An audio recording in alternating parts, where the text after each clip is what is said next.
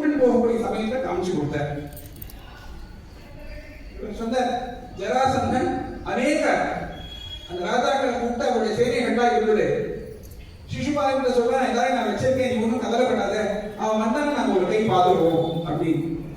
ஆனா அத்தனை பேர் திமிங்கிலம் திமிங்கிலகிலம் திமிங்கிலகிலகிலம் எத்தனை பேர் இருந்தாலும் கூட அத்தனை பேர் இருக்கக்கூடிய அந்த சேனைக்கு நடுவில் நீங்கெல்லாம் திமிங்கிலம் திமிங்கிலகிலம் திமிங்கிலகிலகிலம் என்னுடைய இலகிலகிலம் அது எத்தனை இது அப்படிங்கிறது யாராலும் ஊரை கூட பண்ணி பார்க்க முடியாதுன்னு சொல்லி அவர் எப்படி மத்ஸ்யாவதாரத்தை எடுத்து அந்த சப்த தீபங்களையும் காமிச்சு கொடுத்தாரோ அது போல இங்க பகவான் இந்த ருக்மிணிக்காக அந்த மத்ஸ்யாவதாரத்தை எடுத்தாரோன்ற மாதிரி இத்தனை சேனைகள் இத்தனை ராஜாக்கள் ஒரு சமுத்திரம் மாதிரி இருக்க மத்தியே அவருடைய தேரை ஓட்டி வந்தார் இல்லையா, அவரை ஊறிச்சு பார்ப்போம். அந்த சேனைக்கு நடுவுல இவருடைய தேர் வந்தது எப்படி இருந்ததுன்னா சேனை எப்படி கூட சமுத்திரத்து நடுவுல வந்து மகா திமிங்கிலத்தை போல இருந்தது. அது ஒரு ரொம்ப பெரிய மத்ஸ்யம். அதனால் மத்ஸ்யாவதாரத்தை காமிச்சு கொடுத்தேன். அதுக்கப்புறமா ஸ்ரீகிருஷ்ணன் அவர் அங்கேருந்து கிளம்பினார், சொல்லாம கிளம்பினார். அப்ப ஏதோ ஒரு காரணம் இருக்கு அப்படின்னு சொல்லி அண்ணா அதை அறிஞ்சுட்டு அப்ப அண்ணா என்ன பண்றாருன்னா அந்த ரத்த கதை துறக்க பதார்த்தத்தை கூட்டிட்டு போனார் இல்லையா. ஒரு சேனைக்கு 4 கால் அப்படின்னா 4 கால் தான் ரத்த கதை துறக்க பதார்த்தம்.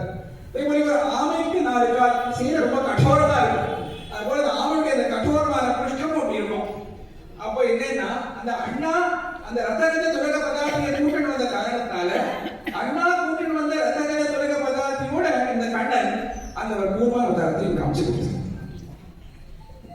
அப்புறமா இது என்ன அப்படின்னா இவருடைய கை கொடுக்க ருக்மிணி அந்த க்ஷணத்துல இவர் கூட போறதுக்கு தயாரா இருக்கணும். அப்படி தயாரா இருந்தாலும் இந்த ரத்தத்துல ஏற முடியும். ஏன்னா ஒரு சாத்ரியுடைய ஒரு ஒப்பந்தத்தோட தானே அங்கேயிருந்து கூட்டிட்டு போக முடியும். அவருடைய கை கொடுக்க அந்த க்ஷணத்துல ருக்மிணியுடைய கை கொடுத்தா ஜெகதி இவர் ஏறி அந்த ரத்தத்துல வச்சிருந்தார். அப்புத்ரதா சிவராகேண கிருஷ்ணேன சதபாகுனா அப்படின்னு நமக்கு சுத்தி சொல்றது. அப்ப என்னன்னா அவர் எப்படி வராகாவதாரத்துல அந்த ஒரு பூபிராட்டியை தூக்கினாரோ அப்ப அது போல இந்த ருக்மிணிக்காக அங்க அந்த வராகாவதாரம் மாதிரி அவர் செல்ல தூக்கி ரத்தத்துல வச்சிருந்தார். அதனால அந்த வராகாவதாரத்தை காட்டி அப்புறமா என்னென்ன அப்படின்னா அவர் சொல்றார், காலே நரசிம்ம நரலோக அமோகியா அப்படி சகாலத்துல வரணும் அப்படி. ஏன்னா என்னுடைய மனசு லட்சையே இல்லாம ஒன்னதான் ஆசிரியிக்கிறது. அதுக்குதான் சுத்வாகுமான் புவன சுந்தர சுத்வதாந்தே நிர்விஷ்ய கர்மவிவரைஹி ஹரதுங்க தாபம் ரூபம் தர்ஷிமதா ரூபம் தர்ஷாம் தர்ஷிமதாம் அகிலாந்த லாபம் த்வை அச்சுத ஆவிஷதி சித்தம் அபத்ரபம்னே அபத்ரபம் கதத்ரபம் திரபம்னே லட்சைன்னு அர்த்தம். அந்த லட்சையே இல்லாம ஒன்னதான் ஆசிரியிக்கிறது அப்படின்னு சொல்லி சொன்னா இல்லையா. அப்படி சொன்னவன் நீ சமயத்துல வரணும், இல்லைன்னா நான் வேற யாருக்காவது நான் வந்து போயிட போறேன். அதாவது சமயத்துல நீ என்னை வந்து கூப்பிடணும் அப்படின்னு சொல்லி சொன்ன காரணத்தால சமயத்துல வந்த இதோ இங்க இருக்க அப்படின்னு சொல்லி சொன்ன உடனே சத்தியம் விதாக்கும் நிஜபக்தி வாஷ்டம் வியாப்திம் பூதேஷ் சுரேஷ் தாத்மனா அனுஷ்யத அத்யத்புத ரூபம் உத்வஹன் ஸ்தம்பே சதாயாம் மிருகம் ந மானுஷம் சொல்லி இருக்கிறது சொன்ன உடனே எப்படி பகவான் அதில் தோன்றி அந்த பிரகலாதனை அனுகிரகம் பண்ணினாரோ அப்ப அது போல அந்த சமயத்துக்கு அவர் சரியா வந்தார். அந்த ருக்மிணி அழகை எடுத்து பார்க்கும் கூடிய அந்த சமயத்தில் யார் வந்திருந்தா அந்த அக்ஷன் தான் சமயத்துல வந்தார். அதனால் அவர் நரசிம்மனாகவும் வந்தார். அப்புறம் என்னென்ன அப்படின்னா பீஷ்மக மகாராஜாக்கு எதிர்த்தாலும் கூட ருக்மிணியை கண்ணன் தான் கொடுக்கணும் சங்கல்பம் வந்தது.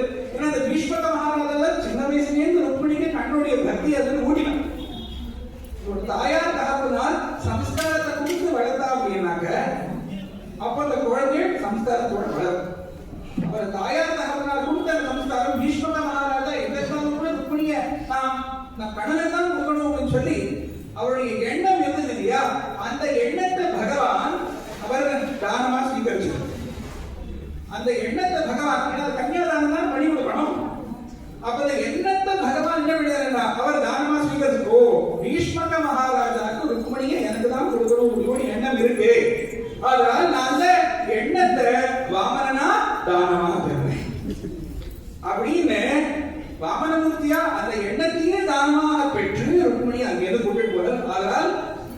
ராமாவதாரத்தையும் காமிச்சு. அப்புறம் இத்தனை சேனைகள் இருக்கு இல்லையா, எத்தனையோ பேர் அதர்மத்தில் இருந்த க்ஷத்திரியால் எல்லாரையும் சம்ஹாரம் பண்றதுக்காக பகவான் பரசுராமர் வந்தார். சிவபெருமான் கிட்டே அவர் பெற்ற பரசுவை அந்த தர்மத்தை ஸ்தாபனம் பண்றதுக்காக. அப்போ தர்மத்தை ஸ்தாபனம் பண்றதுக்காக அவர் வந்து பரசுராமர் அவதாரம் எடுத்தார். அதே தர்மத்தை ஸ்தாபனம் பண்றதுக்காக துஷ்டால இருக்கக்கூடிய க்ஷத்திரியால் எல்லாரையும் அவர் அங்கே நிகிரகம் பண்ணினார். அப்பதான் அவர் பரசுராம அவதாரத்தையும் காமிச்சு. சார்ந்த உதைத்த சரவழை போல் அப்படின்னு சொல்லி கோதாபிராட்டி ராமரை பத்தி சொல்லும் வேண்டும். எப்படி ராமபிரான் ஒரே 14,014 அம்பா மாற்றி அந்த கரை தூஷண கிருஷ்ணர் அவருடைய சேனைகள் எல்லாத்தையும் துவம்சம் பண்ணினாடோ, அதே போல கண்ணன் ஒருவராக இத்தனை பேரையும் சமாளிச்சு இத்தனை பேரையும் துவம்சம் பண்ணி உத்தமால காப்பாத்தி சிஷ்டால காப்பாத்தி துஷ்டால சம்ஹாரம் பண்ணி அந்த ராமாவதாரத்தையும் காமிச்சு கொடுத்தார். அப்புறம் இன்னொன்னு இல்லையா, சகதேவ பிரபன்னாய தவாஸ்மிந்த ஜெயாச்சதே அபயம் சகலபூதேபியோ ததாமி ஏதத் ரத்தம. ஒரு தடவை ஒருத்தன் நான் உன்னுடையவன் அப்படின்னு சொல்லி சரணாகதி பண்ணினாலே போறோம். சரணாகத்தை காப்பாற்ற வேண்டியது என்னுடைய கடமை, என்னுடைய சங்கல்பம் அப்படின்னு சொல்லி ராமராக வந்து இந்த ருக்மணி பண்ணின சரணாகதியை ருக்மணி எடுத்துட்டு போனார். ஆக அந்த ராமாவதாரம். அப்புறம் பலராமராக அவரே இருக்கார். அவரே பலராமரா அவரே அங்க இருந்திருக்கார், கூடயே இருந்திருக்கார். அதனால் அவரே அண்ணாவுடைய சுரூபத்தில் பலராமரா அங்க இருந்திருக்கார். அப்புறம் அந்த ரதத்தை வேகமா ஓட்டினாதானே, அந்த வேகமா ஓட்டுறதுக்கு அந்த பௌருஷம் வேணும். அந்த ரதத்தை வேகமா ஓட்டுறதால அவர் அந்த கல்வியுடைய சுரூபத்தையும் காமிச்சார். அதான் நம்முடைய மனசுடைய வேகத்தை குறைச்சு தர்மத்துடைய வேகத்தை அவர் அதிகரிச்சு அந்த கல்வியுடைய அவதாரத்தையும் அவர் காமிச்சு கொடுத்தார். அதனால் அந்த அச்சுதன் கிட்ட அச்சுதமான பக்தி இருந்ததுன்னா எப்படி ருக்மிணியை காப்பாற்றினாலும் அப்படி நம்மளையும் காப்பாற்றுவார் அப்படிங்கிறது சந்தேகமே. அத்தகைய அந்த ஒரு எண்ணம் நமக்கு மனசுல வந்துருச்சுன்னா நீக்கங்களும் நிறைந்திருக்கக்கூடிய பரம்பொருள் ஒண்ணுதான் அப்படிங்கிறது நமக்கு தெரிஞ்சு. ஏன்னா உபாதி வேதத்தால்தான் இது வேறு அது வேறு அப்படிங்கிறதெல்லாம் இருக்கு. ஆச்சார உபழகா வேக சுடாமையில சொல்ற அவர் அந்த பிரம்மத்துடைய அந்த சுரூபத்தை பற்றி சொல்லும்போது ஆச்சாரியர் சொல்ற சொன்னேன். அவர் ரொம்ப கத்தியோத பாங்கோ இவர் ஒரு விட்டல் குழு ஃபயர் ஃப்ளை நாங்க என்ன சொல்றோமோ அந்த விட்டல் குழு அப்புறம் பானு சூரியன் இது ரெண்டு உபாதி. அந்த ரெண்டு உபாதிகள் இருக்கிறது என்னன்னா வெளிச்சம் தான். அந்த ரெண்டு உபாதி வெளிச்சம் இருக்கிறது என்னன்னா வெளிச்சம். அதாவது வெளிச்சம் மட்டும்தான் சத்தியம். உபாதி அப்படிங்கிறது அது இருக்கக்கூடிய மாயான கல்விதான் இருக்கக்கூடியது. அப்புறம் அதே போல சொல்ல கூப ஜலாம்புராஷியோ, அதே போலயே ஒரு கடல் அப்புறம் ஜலாம்புராஷி ஒரு சமுத்திரம். இந்த கடலையும் சமுத்திரத்திலும் இருக்கக்கூடிய ஒரே தன்மை என்ன சொல்லணும், ஜலதான். இது கடல் இது சமுத்திரம் அப்படிங்கிறது நமக்கு அதோடைய உபாதியால் தான் பின்னமா தெரியறதே தவிர்த்து உள்ளே கூட வஸ்து என்ன அது ஒண்ணுதானே. அப்ப இன்னும் ரொம்ப என்ன சொல்றாரு, ராஜா பிரத்யேகோ இல்லை. ஒரு ராஜா அந்த சிம்மாசனத்தில் அமர்ந்தா ராஜா அவரே ஒரு கட்டியத்தை தரிச்சுக்கோ ஒரு ஈட்டியை தரிச்சுக்கோ இருந்தான்னா ஒரு பட்டன் அப்படியே பிரத்யா சேவக ஆகினாரு. ஆனா அந்த சிம்மாசனமும் இல்ல கையில ஈட்டியும் இல்ல அப்படின்னா இவ ரெண்டு பேரும் இருக்கக்கூடிய வஸ்து என்ன அது ஒண்ணுதான். அப்புறம் கடைசியில சொல்ற அது ரொம்ப பரமாணு வேர்வோ பரமாணு the smallest particle that is there is atom. But the paramanu from wave na or wave parvat paramanuliyum adhe poli parvatathiyum irukkudiya nanuda adellame kandidanna nakuriye uttamamana and bhakti nilai namakku indha satsangataala kadaikum sadakama achyutamana bhaktiyala kadaikum அப்படிங்கிறதுக்காக லட்சம். அதுதான் ஆச்சாரியர் மோட்ச சாதன சாமகிரியாம் பக்தி தேவ கரியசி ஸ்வஸ்வரூபானுசந்தானம் பக்தி இது அபிதீயதே ஸ்வாத்ம தத்துவானுசந்தானம் பக்தி அவரே ஜகுரு. எல்லாத்தை விட ரொம்ப சிறந்தது பக்தி தான்பா. இந்த அந்த மோட்ச சுரூபமா தான் நான் இருக்கேன் அப்படிங்கிறத உணர்றதுக்கு ரொம்ப சிறந்தது எது? பக்தி. ஆனா அந்த பக்தி என்னன்னா ஸ்வஸ்வரூப அனுசந்தானம். அந்த ஸ்வஸ்வரூபா அந்த அனுசந்தானம் விழுந்துன்னா நீக்க மறந்து இருந்திருக்கக்கூடிய பரம்பொருள் ஒன்றே.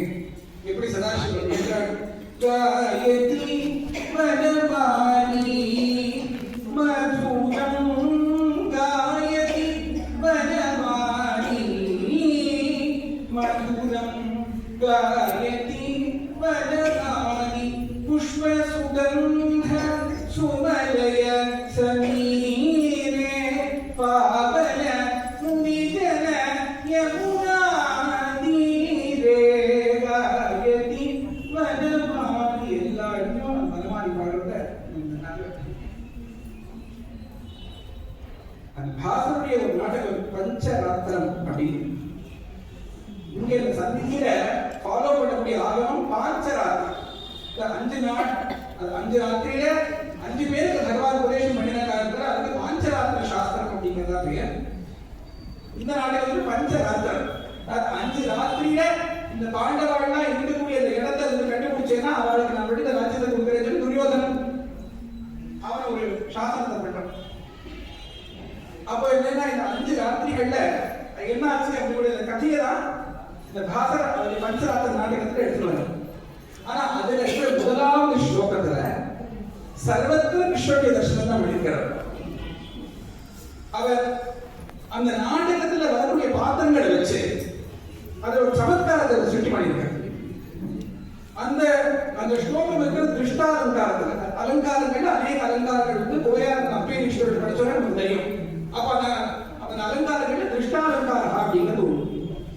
திருஷ்டாலங்காரத்தை வச்சு அவர் இந்த ஸ்லோகத்தை பண்ணியிருக்கார். இந்த ஸ்லோகமே ரொம்ப அழகா இருக்கு. எல்லா சொல்லியும் கிருஷ்ணன் தான் இருக்கு.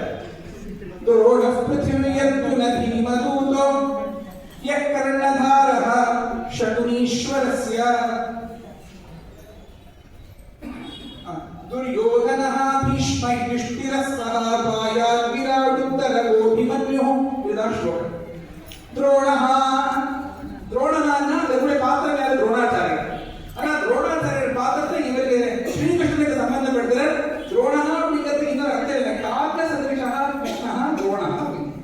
அதுக்கு அவன் இப்ப கருமேந்திரி சுதாகரம் முடியாது. காக்க சதிருஷா கிருஷ்ணா துரோணா. அவர் பிருத்திவி அர்ஜுன பீமதூதா சொல்றா. பிருத்திவியா ஏதுனா அர்ஜுன பீமயோ தனந்தய பீமயோ இருந்தா. அர்ஜுனனுக்காகவும் பீமனுக்காகவும் அவர் தௌத்தியம் பண்ணினார். பிருத்திவி அர்ஜுன பீமதூதா. அங்கே பீமஹா வருது, அர்ஜுனஹா வருது. அந்த 2 பாத்திரங்கள் வருது. ஆனா அர்ஜுனஹா யாரு, பீமஹா யாருன்னா கிருஷ்ணன். பிருத்திவி அர்ஜுன பீமதூதா யக்கர்ணதாரஹ சகுனீஸ்வரஸ்ய. சகுனியுடைய பேர் வருது. நான் சகுனினா சகுனி மாமா தான் ஞாபகம் கொள்வான். ஆனா இங்க என்ன சகுனினா இங்க இருக்கக்கூடிய அர்த்தம் பக்ஷினா. சகுனீஸ்வரஹ சகுனீனா ஈஸ்வரஹ சகுனீஸ்வரஹ சஹகஹ வைனதேயஹ கருடஹ. வேதஸ்ய இருக்கக்கூடிய வைனதேயனா சகுனீஸ்வரஹ. யக்கர்ணதாரஹ சகுனீஸ்வர. சம்ஸ்கிருதம் படிச்சோன்னா இப்படி அர்த்தம் தருவீங்க. யக்கர்ணதாரஹ சகுனீஸ்வரஸ்ய. சகுனிகளுக்கெல்லாம் நாயகனா, பட்சிகளுக்கெல்லாம் நாயகனா இருக்கக்கூடிய கருடனை கண்ட்ரோல் பண்ணி வச்சிருக்கக்கூடியவர், கருடனை தன்னுடைய வாகனமா வச்சிருக்கக்கூடியவர் அவர் நாராயணன். அவர் தான் கிருஷ்ணன். யக்கர்ணதாரஹ சகுனீஸ்வரஸ்ய துரியோதனஹ. எல்லாத்தையும் துரியோதனன் கூட கிருஷ்ணன் சொல்றேன் அப்படின்னா ஆமா. துரியோதனா யாரும் இவர்கிட்ட யுத்தம் பண்ண முடியாது. யார் இவர்கிட்ட யுத்தம் பண்ணினாலும் கூட அவ யுத்தத்துல தோத்து போவாளே தவிர்த்து இவர் வந்து சதா காலம் அஜயா. ஆதலால் இவர் துரியோதனஹ பீஷ்ம யுஷ்டிரஹ. துஷ்ட ஜனங்களுக்கு பீஷ்மனா இருக்கக்கூடியவர்.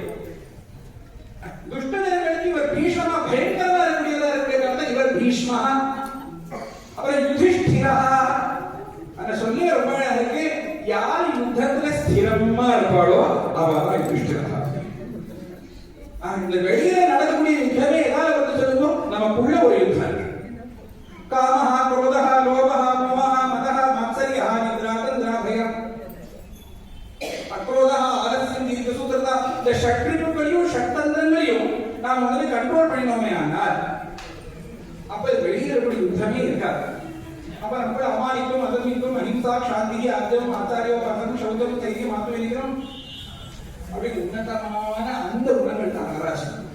அதுக்காக யுத்தத்தை திறனா இருக்கக்கூடியது. யுதி ஸ்திரஹா யுதிஷ்டிரஹா சஹாபி கிருஷ்ணஹ ஏவ துரியோதனஹ பீஷ்ம யுதிஷ்டிரஸ்ஸஹ பாயாத் அவன் காப்பாத்தட்டும். விராட் விராட ராஜாவை குறிக்கிறது. ஆனா விராட்னா அவன் தான் விராட் புருஷனா இருக்கான். அர்ஜுனனுக்கு விஸ்வரூபத்தை காமிச்சு கொடுத்தாங்க.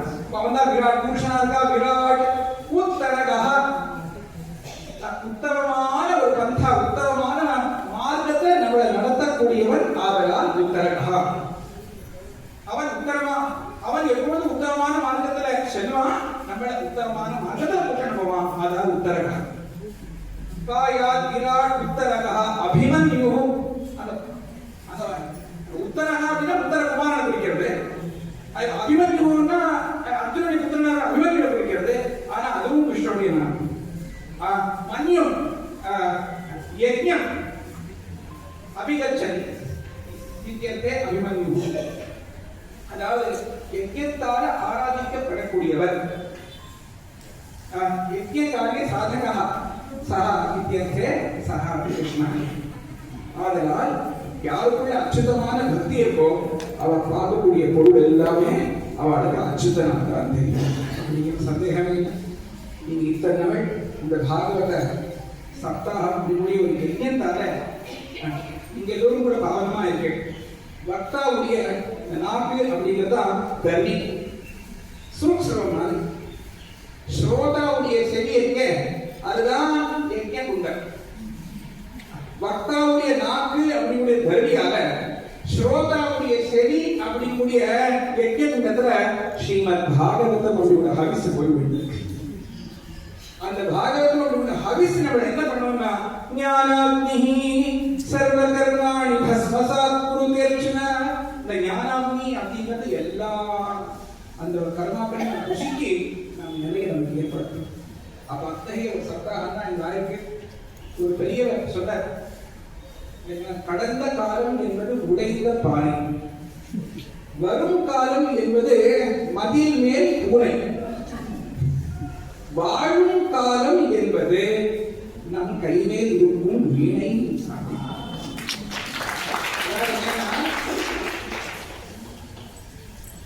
இப்ப போன காலத்துக்கு நம்மளால கண்டிப்பா சிந்தனை பண்ண முடியாது. அது உடைஞ்சு போன காலம். வரும் காலம் அப்படிங்கிறது மதில் மேல் பூனை. அது எப்படி தாவும் அப்படிங்கிறது நமக்கே தெரியும். இந்த வாழும் காலம் இருக்க அதுதான் நம்மளுடைய கைமேல் இருக்கக்கூடிய வீணை. அப்போ அத்தகைய அந்த வீணமழை தான் நீங்க எல்லாம் இத்தனை நாள் பாகவத்தை வச்சுக்கிறது. அப்ப அத்தகைய அந்த ஒரு பாகவத்துடைய சிரவணத்தால அந்த ஒரு பாகவத பட்டணத்தால நீங்க பாகவத்தை படிக்கிறது தான் வீணை வாசிக்கிறது.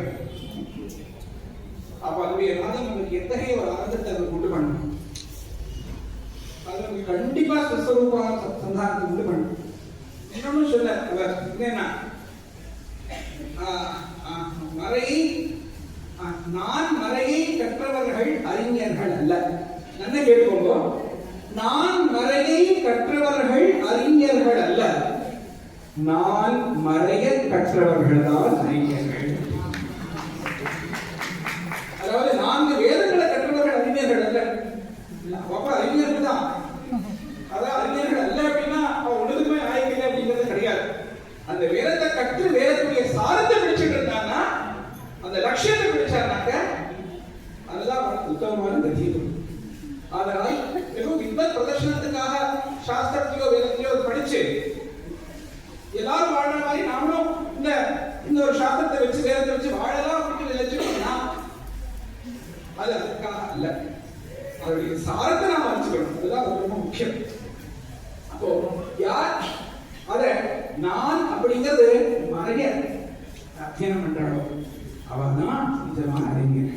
பாகவதம் நமக்கு என்னத்தை கொடுப்போம்னா நான் அப்படிங்கிறத மறையச்சு, நான் அப்படிங்கிறத மறைய செய்து அந்த அச்சுதல்ல நிஜமான பக்திய ரசத்தை கொடுக்கும்.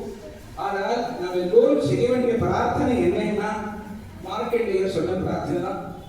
அதுதான் என்னுடைய மனசுக்கு படுறது.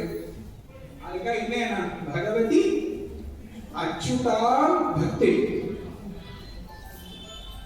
இதை இப்படி எடுத்துக்கலாம், அப்படி எடுத்துக்கலாம். பகவதி அதாவது பகவானுக்குள்ள சுத்தி இல்லாம இருக்கக்கூடிய பக்தி. ரெண்டு பாட்டாந்தர். ஒண்ணு அச்சுதே பக்தி, அச்சுதனுக்குள்ள பக்தி. இன்னொன்னு அச்சுதான் பக்தி, சுத்தி இல்லாம இருக்கக்கூடிய பக்தி. இதை நான் ரெண்டா சொல்றேன். பகவதி அச்சுதே பக்தி, அச்சுதனுக்குள்ள பக்தி, சுத்தி இல்லாம இருக்கக்கூடிய பக்தி. அதே போலயே யார் அவன்கிட்ட பக்தி பண்றானோ அவன்கிட்ட பக்தி.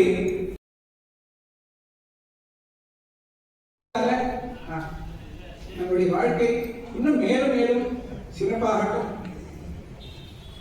எப்பொழுதுமே சொல்லக்கூடியதுதான், வாயினால் பாடி மனத்தினால் சிந்திக்க போய விழியும் முதல்வார் உணர்வும் தீயில் தூசாகும் செப்பேலோ எப்பாவார் அப்படின்னு சொல்லிருக்கோம். நாம் அனுதினமும் நாங்கள் சொல்லிட்டு இருக்கலாம். அதாவது பாகவத சப்தாகம் நடக்கக்கூடிய சமயத்துல பக்தி அப்படின்னா அந்த பக்தியில சுத்தி இருக்கிறான். அந்த அனுதினமும் இருக்கான். மாணிக்க வாசகர் சிவபுராணத்தை சொல்ற, நாடகத்தால் உன்னடியார் போல் நடித்து நான் நடுவே வீடகத்தே புகுந்திடுவார் மிக பெரிதும் விரைகின்றேன் ஆடகம் சீர்மணிக்குன்றேன் இடரான் உலகம் ஊடகத்தே நின்றுருக தந்தருயும் உடையானே. நாடகமயமான பக்தி மட்டும் பரமேஸ்வரன் சுத்தமான பக்தி பண்ணணும். யாரும் அதுவே பார்க்கலாத இருக்கான பக்தி இல்லை, என் மனசு உருகி வரணும். அப்போ அத்தகைய பக்தியை எனக்கு சொல்லி பிரார்த்தனை பண்ண. அப்போ அத்தகைய பக்தியை நான் பிரார்த்தனை பண்ணலாம். அந்த பிரார்த்தனை இந்த பகவான் தான் எல்லா இடத்தையும் சூழ்ந்து இருக்கான். சூழ்ந்த அகழ்ந்தான் உயர்ந்து முடிவில் பெரும் பாடையோ, சூழ்ந்தனில் பெரிய பரதன் மலர் சோடியோ, சூழ்ந்தனில் பெரிய சுடர்ஞான இன்னவையோ, சூழ்ந்தனில் பெரிய என்னவாவரை சூழ்ந்தாயே சொல்லி நம்மாழ்வாரை சொன்ன வண்ணம் அந்த அகண்டமான தர்சனம் எல்லாருக்கும் ஏற்படுத்தும். இந்த பாகவத சப்தாகத்தால மேலும் மேலும் உங்களுடைய வாழ்க்கை இன்னும் மகத்தரமா சிரேஷ்டமா ஜாஜல்யமானமா பகவத் பக்தியோடு கிடைக்கட்டும் அப்படிங்கிறத பகவானுக்கு பிரார்த்தனை பண்ணிட்டு, சதாகால அர்ச்சகஸ்து ஹரிசாட்சாத் சரரூபி சம்சயான்னு சொல்லுவோம். அர்ச்சகர் தான் ஹரி. உங்களுடைய பேரு மாதவ நரசிம்ம பட்டா. மாதவஸ்ட அசௌ நரசிம்மஸ்ட. அவருடைய பேருக்கு தகுந்த வண்ணம் இங்க வந்து கண்ணனும் இருக்க, அப்புறம் நரசிம்மரும் இருக்க. அதுக்காக அந்த மாதவ நரசிம்ம பட்டர் அவர் சங்கல்பம் பண்ணி அவருடைய சங்கல்பத்துக்கு ஏற்ற வண்ணம் பகவானுடைய அனுகிரகமாகி அதுக்கு ஒரு கிரகஸ்தானம் வந்து அதுக்கு எல்லோரும் சேர்ந்து அநேக ஜனங்கள் கற்றுக்களா, ஆயுதங்களா, பிரேரங்களா, அனுமதங்களா இந்த சப்தாகத்துக்கு இருந்து இந்த சப்தாக இயக்கத்தை எல்லோருக்கும் சுவை செய்தீர்கள்.